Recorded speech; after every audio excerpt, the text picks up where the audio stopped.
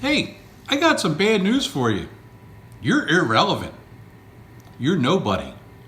You're nobody from nowhere. And nobody cares, especially if they're a bass. That's right. It doesn't matter who you are. The bass is going to live its life. And this is something that the best professional anglers ever were well aware of.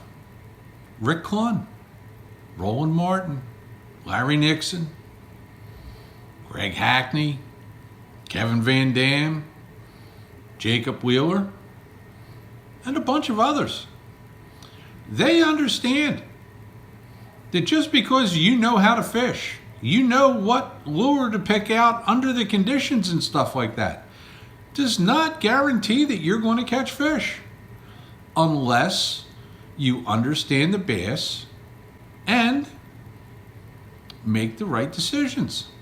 You see, all the names that I named for you, they can all cast. Okay, they can all set the hook. They can all drive a boat. But what they can do that most other people can't do is they have an understanding of bass and bass habits far and away above most anglers. That's right. Now, are they right every time? No.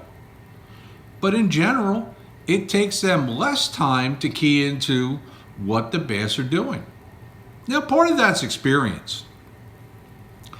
Part of it is actually being a student of the fish, knowing the fish's habits. The experience part? Yeah. I've fished 1,082 days in the last 3 years, and this has happened 4 or 5 times, and every time it happens like this, it sort of works out like this. Okay? That can't be, you just can't substitute that.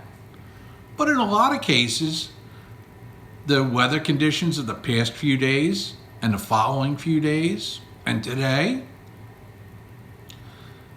what the water level's doing, stuff like that, should all be able to influence your choices. And you should know what choices to make based on conditions.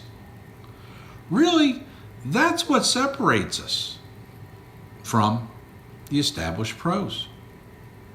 Decision making, experience, understanding the fish.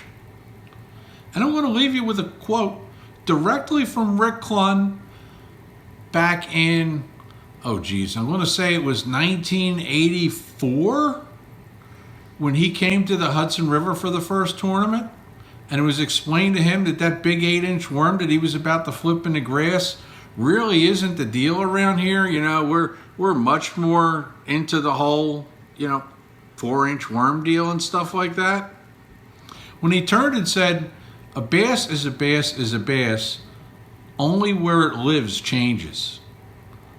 And then proceeds to yank out a 4-pounder on his third flip. Take that to heart.